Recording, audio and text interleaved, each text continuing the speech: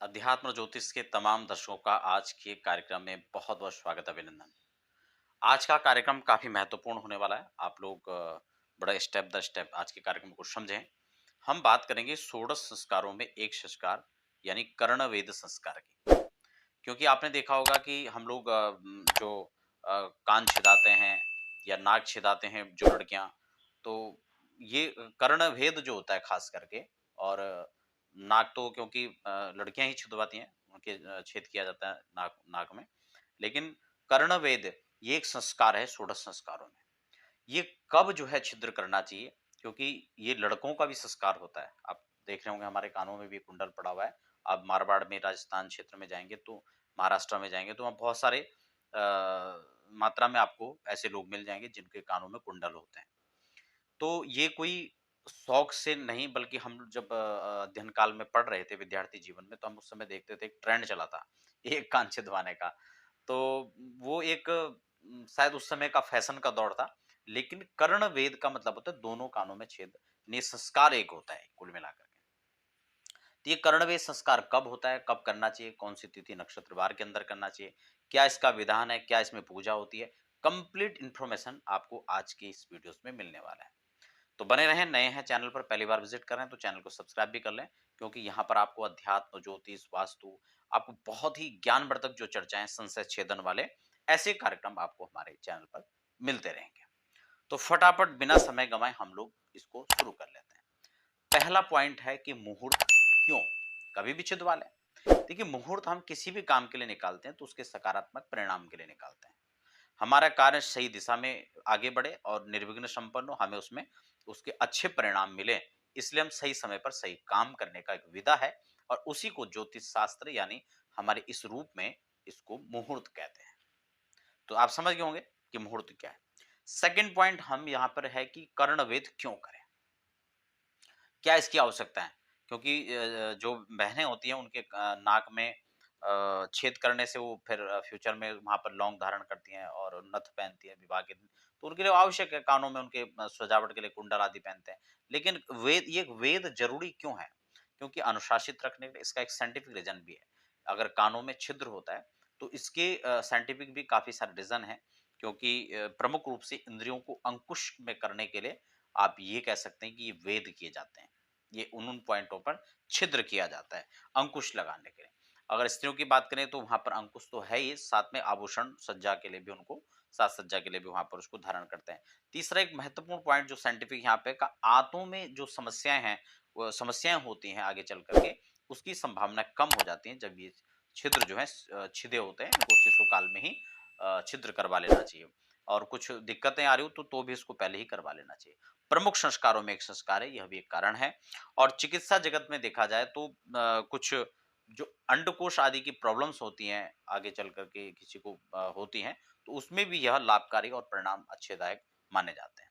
संस्कृति और संस्कृति जगत में इसका एक महत्वपूर्ण स्थान है। यह षोडश संस्कारों के अंतर्गत आता है। तो ये कुछ रीजन है कर्णवेद क्यों करें पर। अब बात आती है कि कर्णवेद कब करें। अगर कान छिदवाने हैं, तो कब छिदवाया जाए। देखिए, जन्म मास से, जन्मदिन से, और जन्म मास से इनके कुछ नियम है का। जन्मदिन से या 10वें 12वें और 16वें दिन आप छिदवा सकते हैं। और जन्म से जो है 6 7 8 और 9वें महीने में, अगर मास की बात करें। जन्म से विषम वर्षों में, तीसरा, पांचवा, सातवां। खासकर आजकल एक यह भी प्रचलन है कि जब नामकरण संस्कार होता है, चूड़ाकरण संस्कार होता है, तो उस समय भी यह छिद्र करवा ले जाते हैं। क्योंकि नामकरण का मतलब 10वें दिन से, तो यहाँ पर 10वां दिन पहले ही मेंशन हो चुका है। 12वें दिन, 16वें दिन, है ना, या 21वें दिन भी जिनका नामकरण होता है उसमें हो सकता है। और विषम वर्षों में, जैसे कि हमने कहा, चूड़ाक्रम में भी हो जाता है संस्कार। चूड़ाक्रम के समय भी आप कर सकते हैं। तो विषम वर्षों में भी, क्योंकि चूड़ाक्रम भी होता है, तो इसलिए उस हिसाब से भी कर सकते हैं। तो इसको 3 5 7 और 9 और 11वें वर्ष तक आप कर सकते हैं। या फिर यज्ञोपवीत संस्कार आदि जब करते हैं तब भी आप कर सकते हैं। तो सामान्यतः जो सिस्टम मैं आपको बताया कि चूड़ाक्रम है, ये उपनयन संस्कार, यज्ञोपवीत, उसमें भी लोग कर लेते हैं। क्या क्या करें और कौन सा जो है कौन क्या क्या इसमें पूजा करनी चाहिए, उस पर भी हम बात करेंगे। किसका कौन सा कान पहले छेदे, यह भी मैं आपको अंतिम में बताने वाला हूँ। बेटियों का कौन सा कान पहले छेदना चाहिए और बेटों का कौन सा छेदना चाहिए। सबसे पहले मुहूर्त की बात कर लेते हैं, जो मुहूर्त मुख्य है। शुभ दिन कौन कौन से हैं जब हम कर्णवेद कर सकते हैं। देखिए शुभ वारों की संख्या यहाँ पर देखें तो क्रूर वार को छोड़ दें, और जो भी शुभ वार हैं, जो सोमवार हो गया, बुधवार हो गया, गुरुवार हो गया, शुक्रवार हो गया, 3 वारों के दिन हम चयन करके कर्णवेद कर सकते हैं। नक्षत्र की बात है तो मृदु, लघु, चर, इन नक्षत्रों के अंदर जो है हमें कर्णवेद कर लेना चाहिए। जैसे मृगशिरा, रेवती, चित्रा, अनुराधा, हस्त, अश्विनी, पुष्य, अभिजीत, श्रवण, धनिष्ठा, पुनर्वसु। मैं आपको जल्दी-जल्दी ये जानकारी दे रहा हूँ ताकि आपका जो मुख्य फोकस रहे वो आपको अपने जानकारी पर रहे। ठीक है ना? तिथियों की बात कर लेते हैं। देखिए रिक्ताओं का परित्याग कर लीजिए इसमें। जैसे चतुर्थी हो गया, नवमी हो गया, चतुर्दशी हो गई, ठीक है? साथ में अमावस्या को भी इसको छोड़ दें।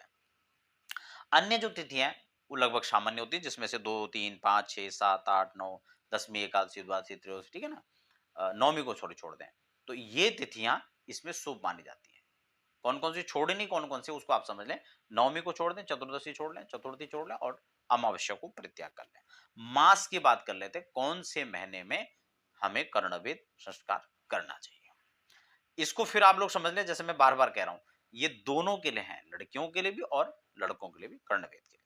मासों में हम बात करें तो खर मास का त्याग कर देना चाहिए। आप सब जानते हैं जब देव गुरु की राशि में भगवान सूर्य विचरण करते हैं या संचरण करते हैं, जैसे धनु राशि में और मीन राशि में, ये देवगुरु की अपनी राशियां हैं।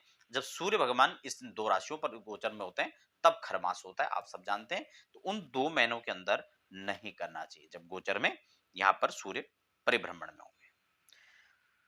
शयन, हरि शयन के बाद ना करें, ठीक है ना? क्या क्या आषाढ़ शुक्ल एकादशी से लेकर के आप सब लोग जानते हैं कि कार्तिक शुक्ल एकादशी जब देवोत्थान होता है, जब तक तब तक आप इस संस्कार को ना करें तो ज्यादा बेहतर है।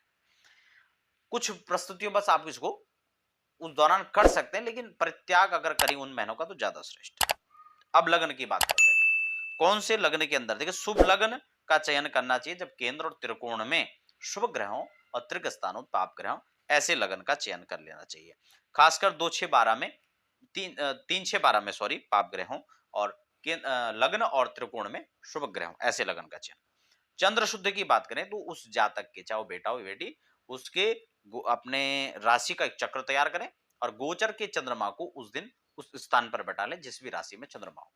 तो चौथे, 8वें और 12वें चंद्रमा गोचर के नहीं होने चाहिए उनकी राशि पर, तब वह जो संस्कार है उसके लिए मुहूर्त शुभ माना जाएगा।